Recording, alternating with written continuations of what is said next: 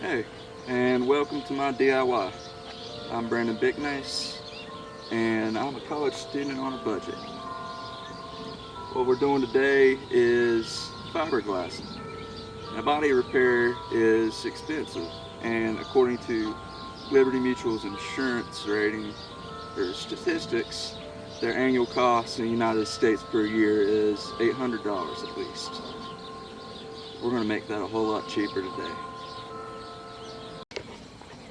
Now this is a 1987 E150 conversion van, and this is the butte we were going to be working on today. Now where are we going to be starting for today? I'm going to tell you. We are going to be working straight from the back on this very unpleasant sight of a spare tire.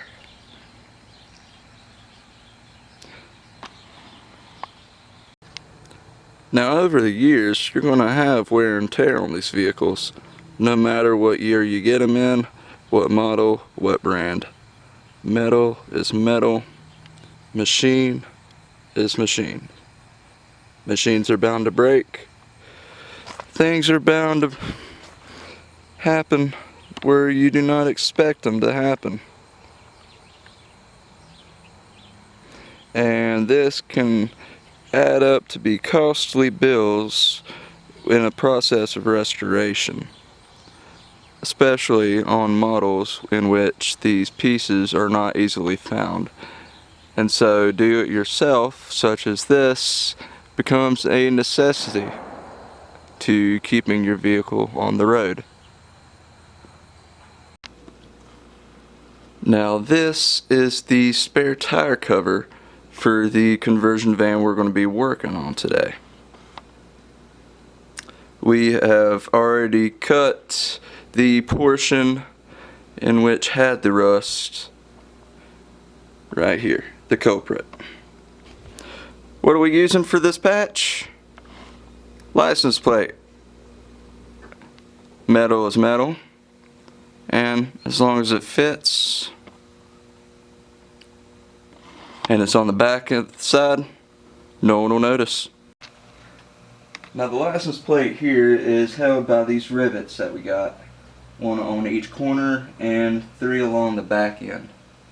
You don't need to go all the way along the edges of the portion you are cutting and trimming, as for these little pins have enough structural integrity to hold it together.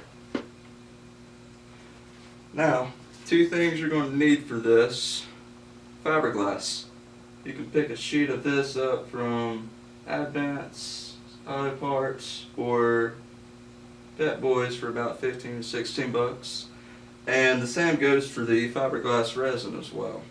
Now you're going to need this, importantly, to go along with this, because this is the hardening substance. Now, starting off, we have our mixing tray, resin, and our hardener.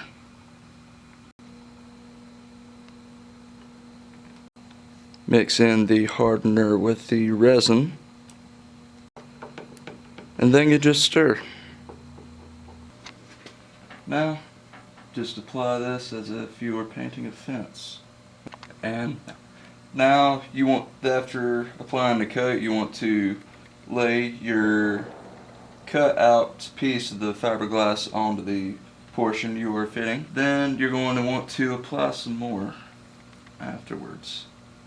Now you need to go easy.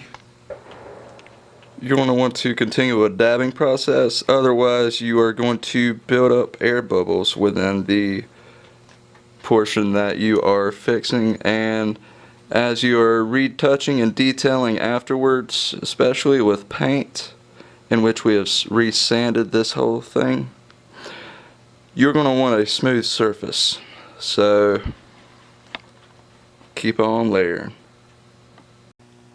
Fun fact: do not use a brush you care about when you're doing this process, because after a few minutes your bristles are going to turn into a brick. Now after applying the fiberglass and letting this with the resin sticking formula dry, after a while and applying enough layers, we got a sheet of P180 grit sandpaper to use to smooth this down and then add more layers. Now you can do this by hand with these sandpaper sheets, but what I've got right here is a palm sander for convenience.